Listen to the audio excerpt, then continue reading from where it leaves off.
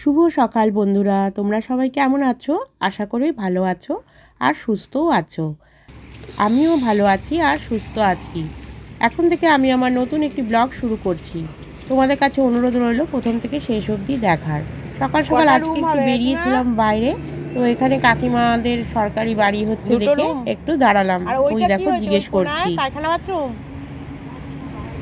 হ্যাঁ, ওটা বারান্দা হবে। ও পাশটা তাহলে খুলে দেবেন, ওই পাশে দেয়ালটা তাহলে খুলে দেবেন।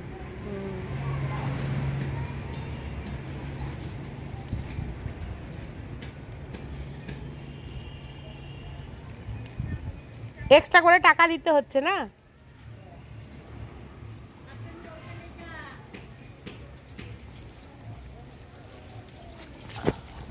যারা এক্সট্রা করে টাকা দিতে পারছে তাদের জন্য ওই পিলার দেওয়া। তো এখন ঘরে চলে এলাম। এবার বাসন ছিল কিছু মেজে নিলাম। এবার আমি আমার বিছনার চাদরটা পাল্টাবো বলে ঠিক করলাম। অনেক দিন হলো বিছনার চাদরটা পাল্টানো হয়নি। আমি 2 সপ্তাহ অন্তর অন্তর পাল্টাই, কিন্তু এটা একটু আমি ছিলাম না বলে পাল্টানো হয়নি। তো এখন তুলে নিয়ে পুরো সব বিছনা থেকে নামিয়ে সব কিছু করে এবার আমি আমার বিছনার চাদরটা পাল্টে নিচ্ছি। তোষকটা বারবার সরে যায়, তাই জন্য তোষকটাকেও একটু গুছিয়ে নিতে হয়, ঝাড়াঝাড়ি করে নিতে হয়, নয়তো সরে যায়, বারবার ওই পাশটা সরে যায়।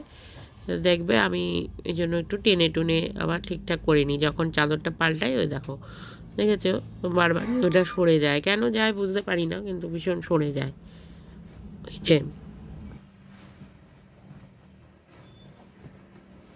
বিছনার চাদরটা পাল্টানোর সাথে সাথে বালিশের ওয়ারটাও পাল্টাই, তাহলে কি মানে সুবিধা হয়, বুঝতে পারি তাহলে যে এটা এতদিন হলো যে পাল্টানো হয়েছে। তো তাই জন্য আমি এইভাবেই আর কি হিসাব করে নিই। তো কোনো সময় অবশ্য এদিক ওদিক হয়ে যায়ও, সব সময় যে হয় তা নয়, কোনো সময় এদিক ওদিক হয়ে যায়। তো যাই হোক, এবার গুছিয়ে নিলাম। শীতের দিনে বিছনায় কত কাজ থাকে বলো। এই তো তোমার কম্বল গোছাও, তারপরে লেপ থাকলে লেপ গুছাও, কতগুলো কম্বল, দুজনে দুটো, তিনজন হলে তিনটে, এরকম আর অনেক কম্বল গুছাতে হয় শীতের দিনে। যেরকম আল্লাতেও জামা কাপড় অনেক হয়, সেরকম আমাদের এখানে না খুবই কালি ছাই উড়ায়, কোকো ভ্যানের ছাই এখানে খুব আসে এই ধারটাতে, তাই জন্য বেশি করে আর কি খুব কালি হয়, ছাই আসে উড়ে উড়ে সারা রাত ধরে। তো আমাদের এখানটায় ফাঁকা বলে আরও বেশি আসে। কিভাবে যে ঢুকে যায় কালির ছাইগুলো, জানলা খোলা হয় না শীতের দিনে, তা সত্ত্বেও কালি ঢুকে যায়। তো সকালবেলা এবারে আমি ঘরটা ঝাড় দিয়ে নিচ্ছি। ঘরটা ঝাড় দিতে প্রচুর ধুলো ময়লা দেখো সব বার করছি। সকালের বাসি ঘর না ঝাড় দিলে ভালো লাগবে না, তো সেই জন্য আগে ঝাড়টা সেরে নিচ্ছি।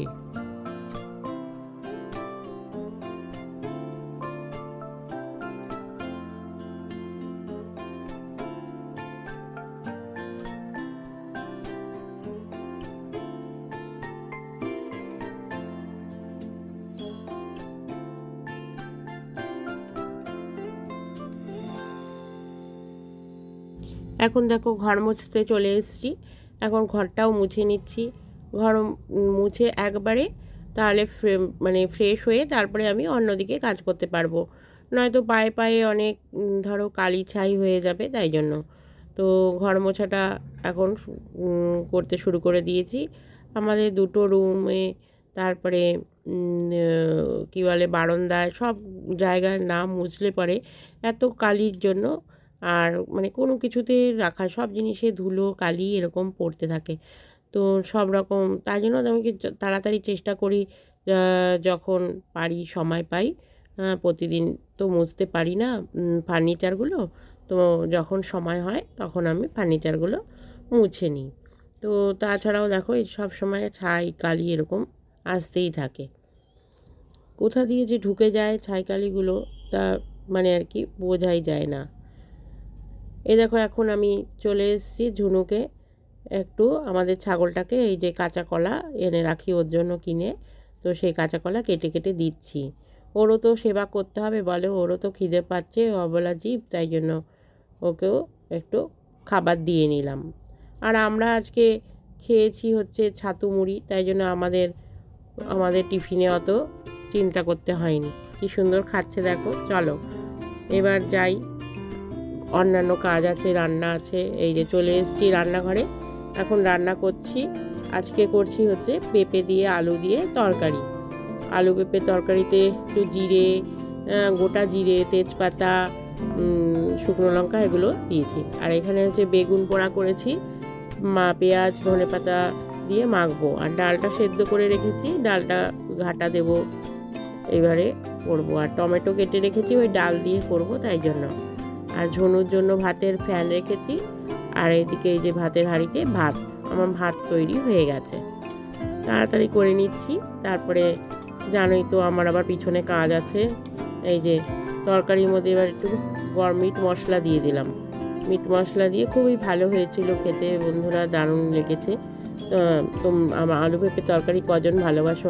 আমাদের ঘরেও আগে ভালোবাসতাম না, এখন এই আলু পেঁপে তরকারি খুব খাই আর কি। যখন আনি বড় পেঁপেটা তখন খুব ভালো। আমার হাজব্যান্ড বলছে কড়াইশুঁটি দেওয়ার জন্য, তাই জন্য এখন একটু আবার কড়াইশুঁটি ছাড়ানো আছে, সেটা দিয়ে দিলাম। আবার নতুন করে আজকে নিয়ে এসছে বাজার।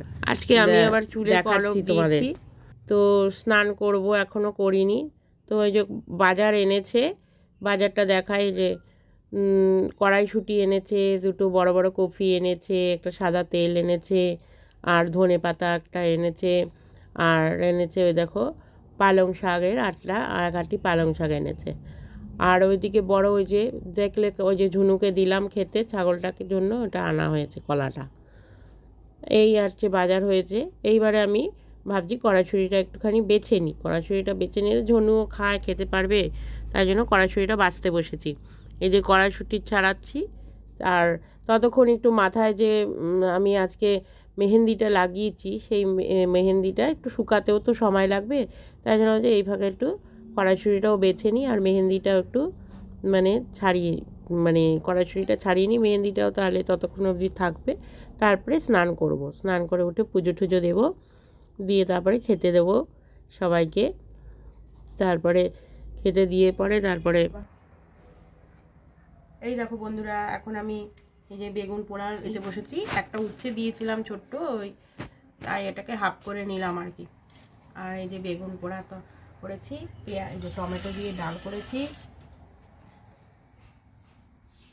আর এই যে পেঁপে, দুটো মাছ পরে নিয়ে এসছে, তাই জন্য দুটো ভেজেই নিলাম, আর ঝোল করিনি। আর এই যে পেঁপে দিয়ে আলু দিয়ে তরকারিটা আমার শাশুড়ি মাকে দেওয়া হয়ে গেছে, এখন আমরা খেতে বসেছি।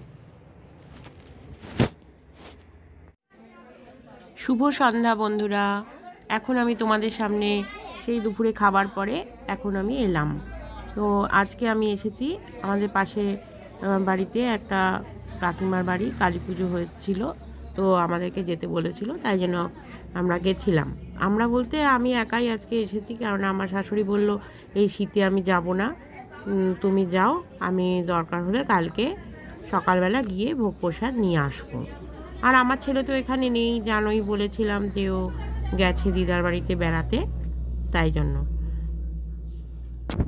এখন অনেকক্ষণ ধরে আমি বসে আছি, বসে পুজো দেখলাম, ভালো লাগলো। তারপরে এখন আমি মায়ের মুখটা এত সুন্দর হয়েছে, খুব ভালো লাগলো দেখতে। খানিকক্ষণ বসলাম, যোগ্য টোগ্য হলো, তারপরে সবার সাথে একটু গল্প টল্প করলাম, কথাবার্তা বললাম। তারপরে এখন পুজো দেখলাম। এবার আমি প্রসাদ খেয়ে তারপরে বাড়িতে যাব আর কি। তো এখন বাজে প্রায় 10টার মতন বাজে, এখন ভোগ প্রসাদ দিয়ে দিয়েছে, আমরা বসে গেছি টেবিলে। খিচুড়িটা খুব ভালো হয়েছিল, খিচুড়ি, পাঁচমিশালি তরকারি আর পায়েস দিয়েছিল। তা ঠিক আছে, এখনকার মতো বন্ধুরা শেষ করলাম আমার ব্লগ।